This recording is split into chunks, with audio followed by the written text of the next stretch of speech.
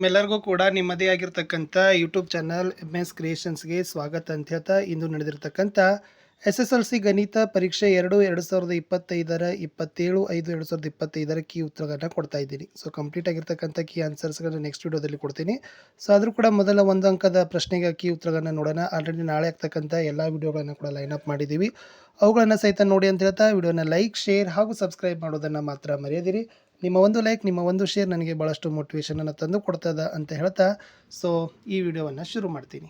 So first ಭಾಳ exam easy ಇತ್ತು.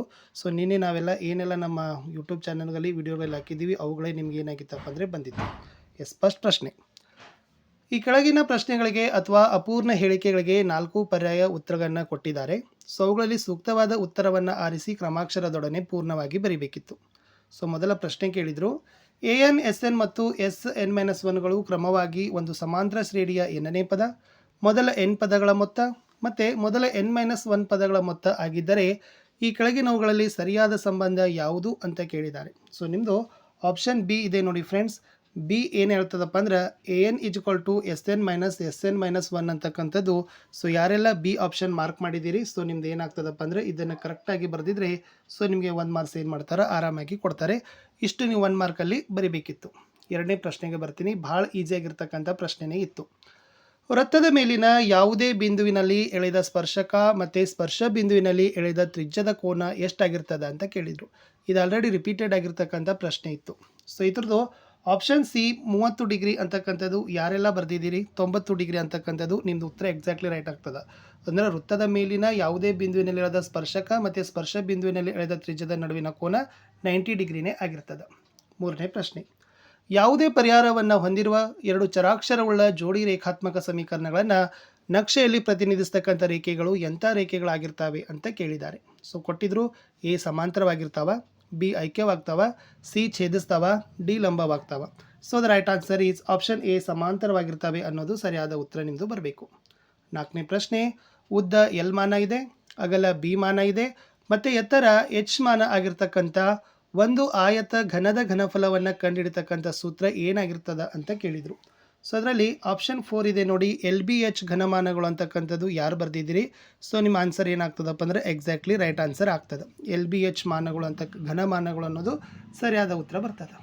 ಐದನೇ ಪ್ರಶ್ನೆ ಏನಿದೆ ನೋಡಿ, ಈ ಕೆಳಗಿನವುಗಳಲ್ಲಿ ಯಾವುದು ಒಂದು ಘಟನೆಯ ಸಂಭವನೀಯತೆ ಆಗಿರಬಹುದು ಅಂತ ಕೊಟ್ಟಿದ್ದಾರೆ. ಸೊ ಸಂಭವನೀಯತೆ ಆಗಿದೆ ಅಂತ ಹೇಳಿದ್ದಾರೆ. A 1/5, B 1.5, C 5/2, D -5 ಅದ. ಸೊ ಐದರಲ್ಲಿ exactly right answer option A 1:5. It means 1/5 ಅಂತಕ್ಕಂಥದ್ದು ಸರಿಯಾದ ಉತ್ತರ ಬರ್ತದೆ. ಆರನೇ ಪ್ರಶ್ನೆ, ಇದು ಟ್ರಿಗ್ನೋಮೆಟ್ರಿಗೆ ಸಂಬಂಧಪಟ್ಟಂತೆ ಬೆಲೆಗಳನ್ನು ಕಂಡುಹಿಡಲಿಕ್ಕೆ ಕೇಳಿದರು. ಸೊ 1 ಅಂತಕ್ಕಂಥದ್ದು D option is the right answer ಆಗ್ತದೆ. ಏಳನೇ ಪ್ರಶ್ನೆ, ಚಿತ್ರದಲ್ಲಿ ಡಿ ಲಂಬ BC ಅದ, AD 2 ಸೆಂಟಿಮೀಟರ್ ಅದ, AE 1 ಸೆಂಟಿಮೀಟರ್ ಅದ, BD 6 ಸೆಂಟಿಮೀಟರ್ ಅದ. ಹಾಗಾದರೆ EC ಅಳತೆಯನ್ನು ಕೇಳಿದರು. ಸೊ EC ಅಳತೆ ಎಷ್ಟಾಗ್ತದಪ್ಪ ಅಂತಂದ್ರೆ ಆಪ್ಷನ್ ಬಿ 3 ಸೆಂಟಿಮೀಟರ್ ಅನ್ನೋದು ಸರಿಯಾದ ಉತ್ತರ ಬರ್ತದೆ. ಇನ್ನು ಎಂಟನೇ ಪ್ರಶ್ನೆ, ಒಂದು ದತ್ತಾಂಶದ ಸರಾಸರಿ ಮತ್ತು ಬಹುಲಕಗಳು ಕ್ರಮವಾಗಿ 7.5 ಮತ್ತು 6 ಆಗಿದ್ದಾವೆ. ಹಾಗಾದರೆ ಈ ದತ್ತಾಂಶದ ಮಧ್ಯಾಂಕ ಎಷ್ಟಾಗಿರ್ತದೆ ಅಂತ ಕೇಳಿದ್ದಾರೆ. ಸೊ ದತ್ತಾಂಶದ ಮಧ್ಯಾಂಕ ಆಪ್ಷನ್ ಸಿ 7 ಅಂತಕ್ಕಂಥದ್ದು ಸರಿಯಾದ ಉತ್ತರ ಅಲ್ಲಿ ಬರಬೇಕು. ಮುಂದೆ 1 ಮಾರ್ಕ್ ಕ್ವಶನ್ಸ್ಗೆ ಹೋಗ್ತೀನಿ. ಭಾಳ ಈಸಿಯಾಗಿ ಕೇಳಿದರು. 5 ಮತ್ತು 7ರ ಲಸಗಳನ್ನು ಕೇಳಿದ್ದಾರೆ. ಭಾಳ ಈಸಿ, ಗುಣಿಸಿಡಬೇಕು. 5 7 35 ಅನ್ನೋದು ಲಸ ಬರ್ತದೆ. ಇಷ್ಟ ಈಸಿ ಇತ್ತು. 10ನೇ ಪ್ರಶ್ನೆ, AX² + BX + C = 0, A is not equal to 0. ಈ ವರ್ಗ ಸಮೀಕರಣದ ಮೂಲಗಳನ್ನು ಬರೀರಿ ಅಂತ ಕೇಳಿದ್ದಾರೆ. ಸೊ ವರ್ಗ ಸಮೀಕರಣದ ಮೂಲಗಳನ್ನು ಬರಿಬೇಕಾದ್ರೆ x = -b ±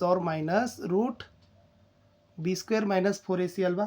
S, b² - 4ac divided by ಎಷ್ಟು ಬರ್ತದೆ? ಎಸ್, 2a ಅನ್ನೋದು ಬರ್ತದೆ. ಸೊ ಇದು ಏನಾಗಿತ್ತು ಅಂತಂದ್ರೆ ವರ್ಗ ಸಮೀಕರಣದ ಮೂಲಗಳು ಅನ್ನೋದು ಆಗಿತ್ತು. ಇದು ಅದರ ಉತ್ತರವನ್ನು ನೀವು ಬರಿಬೇಕಿತ್ತು. 11ನೇ ಪ್ರಶ್ನೆ, ಒಂದು ವೃತ್ತದ ತ್ರಿಜ್ಯಾಂತರ ಖಂಡದ ತ್ರಿಜ್ಯ r ಅದ, ಆಮೇಲೆ ಡಿಗ್ರಿ ಆದಾಗ ಕೋನ ಟೀಟಾ ಅದ. ಹಾಗಾದರೆ ವಿಸ್ತೀರ್ಣವನ್ನು ಕಂಡುಹಿಡಿತಕ್ಕಂಥ ಸೂತ್ರವನ್ನು ಕೇಳಿದ್ದಾರೆ. ಭಾಳ ಈಸಿ ಅದ. ಅದರ ವಿಸ್ತೀರ್ಣವನ್ನು ಕಂಡುಹಿಡಿತಕ್ಕಂಥ ಸೂತ್ರ ಯಾವುದಪ್ಪ ಅಂತಂದ್ರೆ theta divided by 360 πr² is the right answer.